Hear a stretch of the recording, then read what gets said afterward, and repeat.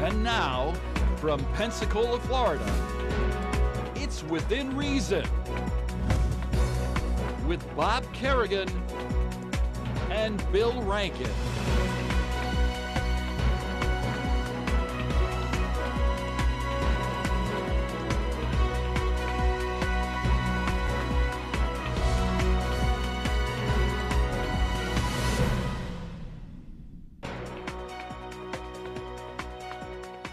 Well, good evening, Bob Kerrigan. And Bill Rankin. Here Within Reason, responding to issues of the day, talking about what you find most interesting. Well, not really. Well, no. Well, we find most we hope you find some of it interesting. But we say that you find this interesting, so that gives us a basis to kind of say what we think is interesting, which leads me to what you think is interesting. Something. I think this is very interesting. Okay. A couple of the things that I first found out from you on this show have now made it into the popular discourse through the News Journal. I mean, long time ago. First of all, last time we were on, we talked about gallery night. Gallery night had kind of an abrupt end because the Downtown Improvement Board was giving all the money to their staff and really couldn't afford to get the proper insurance or whatever they needed. And then you talked about how wrong it was for the mayor, who was a little critical of those tactics, to be described as disheveled when he was down there with his family and other public officials. The best quote yet from the police department was, he almost hollered at us. Almost hollered at us. And I think some people felt like their feelings might have been hurt. I think that's kind of what's at the core of this, is hurt feelings. This from the policemen who are dealing with the worst in society. The drunks, the criminals, the misfits. And so I can't be a policeman if somebody's almost going to holler at me. The truth is, we've got a very good police department in Pensacola, but some of the things that the leaders or the union people are doing to advance their side in the pension dispute are just wrong, and it's our opinion that their whole side in the pension dispute is just wrong. It's killing the city. We can't afford it. We'd love to have you guys make more money and have, really super generous pensions. We cannot afford it. Well, we're hearing now from some of the pensioners, people who have earned their pensions and are depending on their pension checks. They are not happy with the union overreach, and that's really boiling now. So you have police retirees who are upset that in the news all we are hearing about are these overreaches by the pensioners.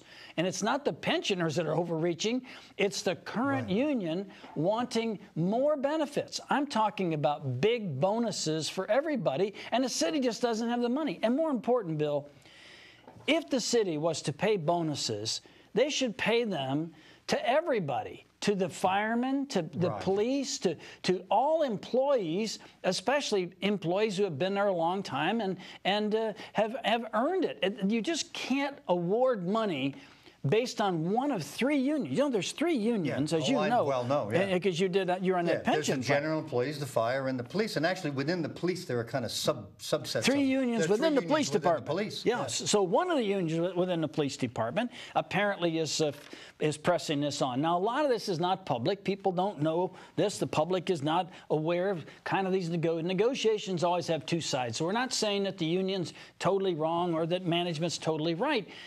But when you use a public event like Gallery Night that was completely mishandled by the DIB, that's the core problem here, the DIB mishandled it. When you use that as a vehicle, then to say that the mayor's response was inappropriate, he's speaking on behalf of these thousands of people who were at Gallery Night. He was down there with his family. What is this? He appeared disheveled. I'll tell you, if it was me, I'd appeared ballistic with what was going on down there. And it's not the police department's fault. They get an order. The streets have to be cleared at 9 o'clock. What are they supposed to do? It was incompetence at the DIB, which is a very good reason that we should eliminate the DIB. This should be run by the city. Well, the News Journal said that the functions of the DIB could be handled by a clerk in an office at City Hall. No question about that. And one of the things that's going on is this, and this hasn't got really so much to do with the police as the unions. There's a great argument. Look, I've been a policeman for 20 years. One of the things I was promised is a pension. I've perhaps taken lower pay. I do this difficult job to get a good pension, and I was promised a pension. Okay, you get your pension. But the new people coming in who know exactly what they're doing, they're in a different system. Yes. Oh, we can't have that. Well, wait a minute. You're representing these people who haven't even showed up? You mean the union is saying that they represent people that aren't even police officers yet? Well, they can't say that they actually represent the people who don't exist, but they're representing their interests in not wanting to have a pension that cuts out the new hires. That makes no sense at all. Sure it does. If you're the union and you want to go on and get union dues. But isn't that disloyal to their current members? You would think. Because that's why there is some dissatisfaction among the various groups. Why are they pressing so hard, Bill, to speak for people who haven't even been hired, who would be a perfect fit in the state retirement system? Anybody who gets hired is not the object of a broken promise. This is the deal. When you come in, this is the deal. You're in the state retirement system. You get this, you get that. This is the pay. And do you think they'd have a hard time finding good people to take it? I don't think so. Well, now they make an argument. Well, other departments are more generous, or so forth, or so on. I don't think so. I think the current scheme for Pensacola police pension benefits is extraordinarily generous. Well, aren't new employee hires for the city generally, aren't they going into the state retirement system? Yeah, because the city pension plan for the general employees, that's anybody but police and fire, is closed. But they go into the state retirement system. I heard that the firemen were in agreement with that they would do it, but that they have to be in union in concert with That's what I heard. So it's not the firemen. Well, now we're down to one union within the three unions within the police department. I think that's the way we hear it. Yeah, and they're holding everything up, and they may be overestimating the public support. They may be overestimating their ability to club politicians into doing what they want, because people generally have had enough of overreaching public sector pensions. Well, one of the union representatives said something like, "We've been disrespected." What is by who? And what does that have to do with wanting more money? Yeah, they wanted to get rid of the representative of the city's office because we were disrespected because we didn't get what we wanted. Well, I'd love to be able to fire all the good State Farm lawyers because they're just not giving me what I want. And if you want a Christmas card from me, you better send me some lawyers who are more compliant and giving me more of your money. I'd do it if I thought it would work. I don't think it'll work. Everybody admits that is halfway knowledgeable about the city's structure is that between the city and county, when things were riding high, and we'll get to George Tuart in just a minute, they spent money like drunken sailors. They all did. They rewarded themselves excessively, gave themselves huge bonuses that factored into their pensions that some of these retired city executives are now getting. One retired city manager is getting $100,000 a year. It's like, no, there was just no end to the money. They had endless amounts of money. Now, however, it's all come out that we can't afford it. This pension thing is a long-term proposition. Bill, you spent all that time on it. We have to address this as a municipality. We just cannot pay it. I honestly think Mr. Penzone, who's been helping the city free of charge, he's an accountant, he's very knowledgeable, but I think he would agree with me. It's an existential threat to the city. It's going to suck up all the things we want to advertise when people move here. We've got good parks, we've got good streets, we've got this and we've got that. It's all going to go away if we have to spend all of the taxes we collect to stick into the pension plan. Well, that's what we're doing. What's been very successful in terms of public relations is and the sheriff does it all the time. Well, do you want one less patrol car in your neighborhood? Do you want when you get a call, do you want to have to wait 5 minutes, or do you want somebody there in a minute and a half? These are all fair statements of a trade-off between staffing and response to emergencies. But when they're presented as a threat to the community, your safety is at risk unless you give me what you want. We've had that up to here. We don't need those kinds of statements anymore. We need to hear, how can you cut back and provide the same level of public safety? And don't tell me you can't do it. Everybody can do it. You can do it if you want to do it. I agree. You can do it. Yeah, it's always, oh, whatever you like the most. Oh, we're going to have to close the parks. Oh, you just, you know that policeman you're on? No policeman. There is some fat that can be cut. There's always fat that can be cut. And we just have had enough of people retiring, pulling down more money than they made when they were working. It happened a lot at the Pensacola Police Department. It doesn't happen very many other places. Maybe some of the highly paid executives for some of the biggest companies, but otherwise it just doesn't happen. So, well, it's a problem we've inherited, and the mayor's inherited it, and our city council have inherited it, and to an extent, we're going to talk now about the county commission. That is a dysfunctional bunch of wackorinos, okay? Here's the best quote from the Valentine. He says, what we're going to do is we're going to fire this good administrator that we have, and we're going to bring in our buddy, okay, we'll talk about that in a second, and then we're going to hunt for a world-class administrator. Are we going to bring one from Europe? What are you talking? What person in their right mind would want to work for these people other than Grover? I mean, how in the world could you work for people who do this irrational stuff? It's just wacky. And Valentino saying, we're going to go find us a world-class administrator. Well, you had a real good one, and you fired him because he didn't do what you wanted him to do. That's a fact. Read the comments. When Mr. Twart, I'm probably not pronouncing his name properly. Twart was brought back. The comments in the newspaper were just off the page. And this was done by Kevin White, who's leaving, Mr. Valentino, and Commissioner Robertson. No, yeah, not Grover. Grover and Marie Young voted against it. Yeah. And if you remember back, Mr. Twart resigned. There were and I don't know how a thorough investigation would come out, but there were allegations. There was concern about ethical impropriety. A lot of it came out in the News Journal, kind of double dealing and kind of working both sides of the deal. And he resigned. And then he wanted some special deal where he could get his pension, and that was turned down. And then he ran for county commission, and he came in 4th. He had some votes. And he had some votes. Okay. And now, when they've got an assistant administrator who could stay on and do a good job, they wouldn't have to pay him anymore till they hire somebody else. They bring in this gentleman at $130,000 a year plus benefits, just in time to pass out the BP money. This is very scary. Red flag. Red flag. Why? Do not let any of them get a hold of the BP money. Oh. You have a really capable assistant administrator up there. He's going to be there at least long enough to get his pension from the public.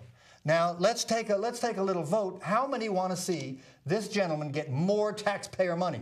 Not me. Well, apparently the county commission does, so he can, maybe it comes from the state, and that's somehow different. And you resign in the face of a threatened investigation and overt criticisms that you have conflicts of interest that have conflicted with your duty to your job. So you leave, stay gone, so there's no reason for an investigation. It's over. He's already resigned. Then he comes back by popular demand because he'll make according to the Valentine, he'll make a soothing transition because the staff loves him. Oh. What? Valentine, who are you talking to? This is an outrage. What in the world are you doing? And you know, the Valentine said that ethics count above everything else, and he voted to kick him out before. But now wait, there's been a realignment. What they say, politics made strange bedfellows. This is like, I don't know what kind of bed this is, but they're all in it. And the public has a right to know. What are you doing, Mr. Valentino? What in the world are you doing? Can you give us some credible explanation for this conduct? And the fact that you have other people jumping up and applauding this and you're getting 3 votes, what kind of message do you think that sends to a bright young man or woman with a family thinking about coming here to be a county administrator when they see this kind of conduct? And you fire Oliver for no reason at all. You fired Oliver. Never would tell us what reason you had. You didn't get along because he wasn't kind of handling your stuff right. It's disgusting. The county is going backwards 100 miles an hour, and the city's going forward about 50 miles an hour. So we got two things going on. I think that's right. Yeah. I mean, you know, you can't top some of the things that happened in the sordid history of the Escambia County Commission. This is certainly not the worst, but in my view, it really stinks. Although there is one prominent citizen who came out and thought this is just a wonderful idea. Who? Oh yeah. Somebody did? Yeah. Oh. Mr. Baer in the newspaper came out in praise of this. This was great. Who he wrote an op-ed. And he also wrote an op-ed. Remember the Gibbs fiasco when Commissioner Robertson... was that the same person? It was the same person, yeah. Louis Baer? It was. He said that the Gibbs fiasco... He said this was this county commissioner doing the best job and putting the best person in there, and they're all wonderful people, and they all should be applauded rather than being criticized. And now this is another thing, which according to this gentleman, Mr. Baer, is just a fine idea, and all these wonderful people should be applauded, and we ought to just hold up on the criticism because the Ethics Commission didn't find anything wrong, I suppose. That was what happened last time. When the Ethics Commission finds that there's nothing wrong, we all have to shut up because they're all honorable. And people really don't understand what the Ethics Commission is. It's got as narrow... their scope is about as wide as a gnat's hair, okay? And you have to fit within that tiny little scope before you can be found to have violated that little tiny scope ethics. It means nothing about being absolved of guilt and responsibility. But in this editorial, in the latest one that Bill's referring to, Mr. Baer says that the Pensacola News Journal, in essence, ran him out of office with unfounded allegations, et cetera, for which it does not appear that there's 1 ounce of credibility to that. And yet he did the same thing with Gibbs, the same kind of endorsement of Gibbs. I don't understand this. Why would somebody write that kind of endorsement of public officials when these public officials are doing things that are wrong? Why would anybody write that? Twice. Stick up for your friends, I guess, is what's going on. But when your highest qualification for office is the Ethics Commission didn't get me, that's not a good standard. You're really able to do a little better than that. You know what Mr. Tuart said in the past? He's been investigated many times and they've never gotten him. That's our people. They say, you know. Well, he's doing business with this company, and they're not exactly doing business with them. It's kind of convoluted, and he's got a defense. They never caught him. He's smarter than everybody else. I have no doubt about that. But, you know, really, he presided as the county administrator. Well, I didn't vote. I didn't have any votes. Well, he never made a recommendation to reduce the millage rate, your taxes. When they had so much money, they couldn't spend it. He said, keep it jacked up as high as we can keep it jacked up. When we were flooded with money back in 05 and 06 and 07, keep it jacked up so we'll load the coffers with cash and be able to do what we want to do. That's who you want as an administrator now, Mr. Valentine? That's what you want? That's who's going to be looking out for the taxpayers' interest? This is off the rails. Yeah. If you had to make a list of people who you want to oversee, I mean, there could be, I don't know what the numbers are, large dollars coming from BP that the county gets to administer and spend and pass out. And if you had to make a list of people who should oversee this, I don't think this gentleman, Mr. Tuart, would be anywhere on the list. And what interesting timing, okay? Oh, Wilson Robertson's going to get reelected. There isn't any question about that. Kevin White is leaving.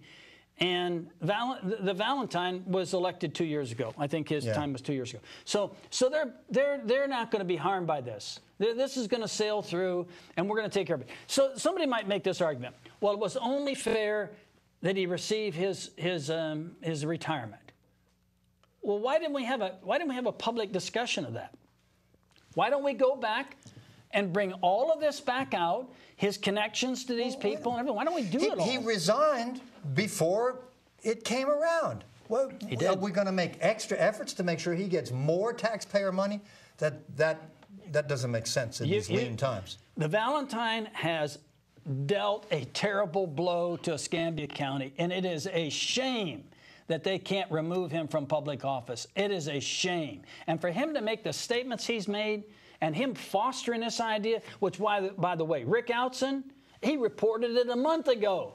that they already cut this side deal out of the sunshine. They made some kind, I'm not saying that they violated the sunshine law, but there was no public discussion of it. So, you know, A talks to B, B talks to C, C talks to D, and D talks to F, and A and F both vote. You can't ever trace those violations. But Rick Outzen said, he predicted it a month ago, Bill. He said, this is exactly the deal they've made. This is exactly the deal they've made. And the taxpayers are going to pay for it. We're going to pay more. Count on it. Pay more. And what we just need to have some explanation, some honest explanation. Who's really behind this? Well, we know we're getting a letter to a viewpoint from the editors, to the editors saying what a great idea it is. Yeah. But that's the only person I've heard that said anything about it. Here's what we know. Favors are owed. Whew. Favors are owed. The good old boys are back. We've got some more stories about the invasion of the alpha males into perfectly legitimate and decent organizations, which they can't stand to be run the way they're being run, openly, honestly, fairly. The alpha males, they're going to get into them. We'll be back with that story. And we're going to talk a little bit about the Electoral College, too, with some thoughts about that when we return.